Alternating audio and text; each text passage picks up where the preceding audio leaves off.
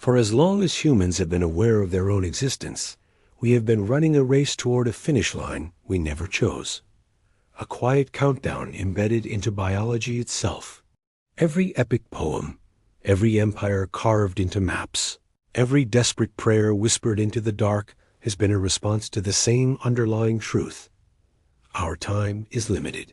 Mortality has functioned as the invisible architecture behind meaning, urgency, ambition, and love.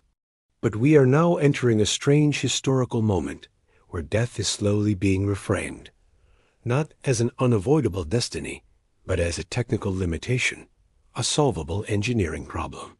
This is the core tension inside the longevity debate within transhumanism. If aging can be slowed, paused, or reversed through biotechnology, gene editing, cellular repair, and machine integration, the question shifts from can we to should we? If we gain the ability to extend life, not by years, but by centuries, we are forced to confront a possibility that was once purely mythological: indefinite life. The philosophical implications are staggering, because mortality is not just an ending. It is a framework that shapes behavior. Much of what we value emerges from limitation. In economics, scarcity creates price. In life, finitude creates significance. A summer day feels precious because winter exists. A final conversation matters because it is final. If time becomes abundant to the point of near infinity, we must ask whether meaning stretches with it or dissolves inside it. If you have 10,000 years to write the novel, learn the instrument, repair the relationship, or say the words you have been postponing, urgency may erode. There is a real possibility that immortality produces not enlightenment, but deferral, an endless postponement where intention replaces action.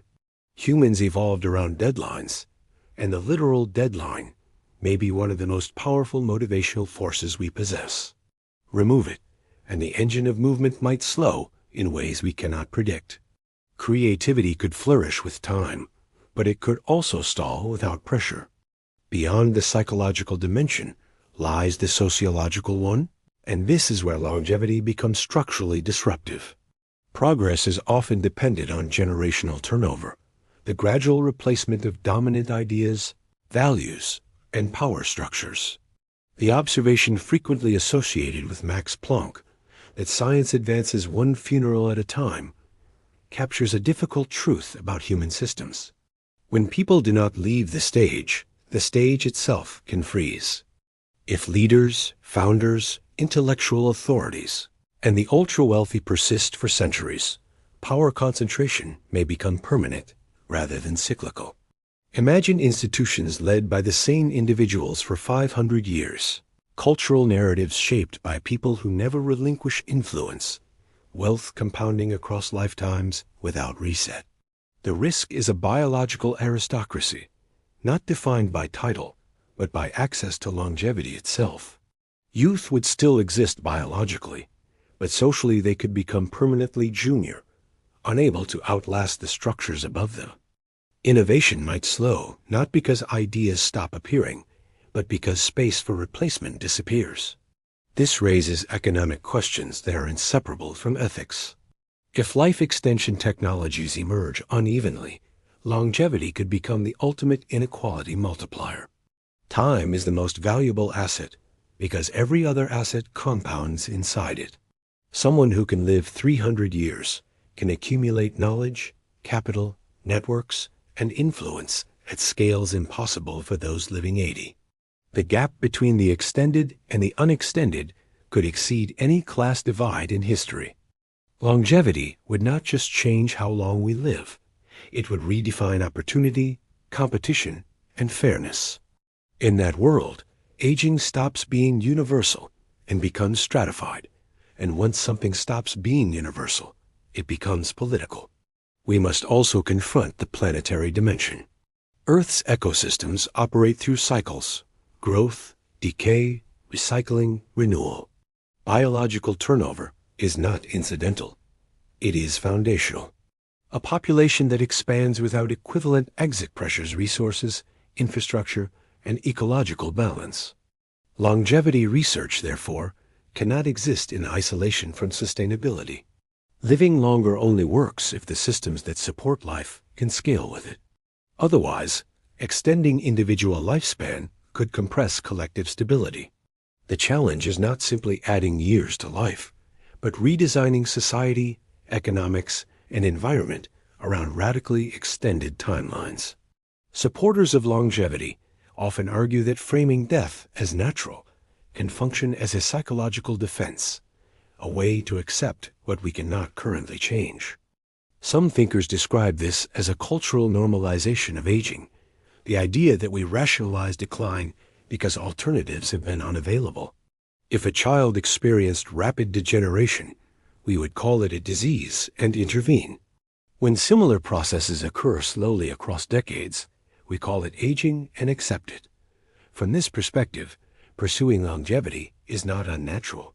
It is consistent with medicine's broader mission: reduce suffering, preserve function, extend healthy life.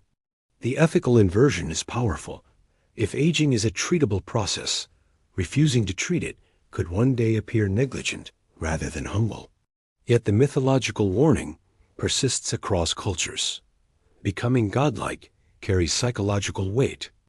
Stories about immortality rarely end with simple happiness. Living indefinitely is to accumulate memory beyond evolutionary design. It is to watch generations pass, languages shift, cultures repeat patterns until novelty blurs.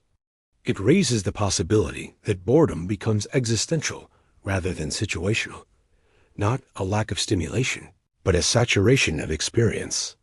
Even identity may strain under extreme duration. Humans rely on narrative arcs, chapters, transitions. A life without clear endings risks narrative drift, where purpose must be repeatedly reinvented across centuries. The challenge is no longer survival, but orientation. There is also the relational cost. If longevity is optional or uneven, extended individuals may repeatedly face loss from those who choose not to extend or cannot access it. Immortality in a mixed mortality world means becoming a long-term witness to absence. The emotional mathematics change when grief becomes recurring across centuries. Continuity of self may conflict with continuity of relationships. Love, which currently exists inside shared finitude, would need new frameworks inside asymmetrical time. This forces a deeper question about what defines humanity. Are we human because we are limited, fragile, temporary, or because we continuously attempt to overcome those limits? The tension sits at the core of technological progress itself. Fire, medicine, agriculture, computing, each step moved us further from pure biological constraint. Longevity may simply be the next step on that trajectory, the most intimate one because it alters the timeline of the self.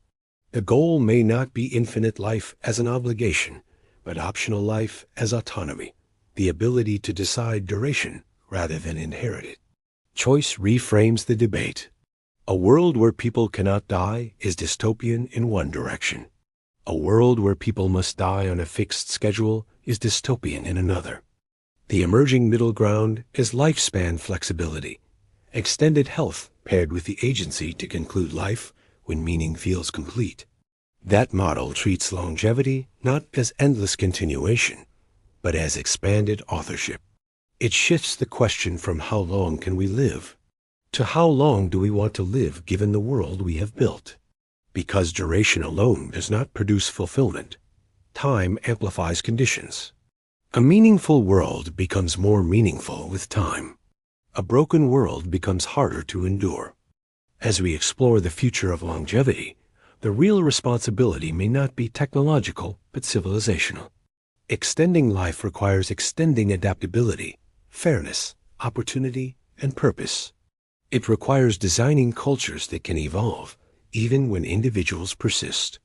It requires economic systems that prevent time from becoming the ultimate monopoly. And it requires psychological frameworks that help people navigate identities spanning centuries rather than decades. Without that groundwork, indefinite life risks feeling less like liberation and more like inertia. The dream behind longevity has always been expansive. More time to learn, to explore, to repair mistakes, to witness discoveries, to travel beyond a single historical moment, perhaps even beyond a single planet. The fear is equally expansive. Stagnation, inequality, repetition, disconnection from urgency, the slow erosion of the very pressures that create meaning. Both visions can be true because technology amplifies human tendencies rather than replacing them. Longevity will not solve existential questions. It will extend the time we have to confront them. We may be the first generation positioned not only to imagine this decision, but to influence it. Previous humans inherited lifespan as a constant. We may inherit it as a variable.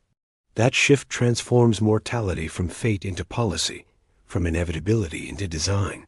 And once something becomes design, responsibility follows. The central question is no longer whether living longer is possible, but whether we can build psychological, social, and planetary systems that make longer life desirable. Because an extended lifespan inside a world that feels stagnant, unjust, or empty is not a gift. It is duration without direction. Ultimately, a longevity debate is not about defeating death in isolation. It is about redefining the relationship between time and meaning. It is about whether urgency must disappear when limits expand, or whether humans can learn to create intention without countdowns. It is about whether progress requires generational turnover, or whether cultures can reinvent themselves while individuals remain. And it is about the quiet personal question that will become increasingly unavoidable. If you could continue, would you? And under what conditions would you choose not to? We are approaching a future where the length of a life may become one of the most profound choices a person can make, and with that choice comes a responsibility to ensure that more time does not simply mean more existence, but more life.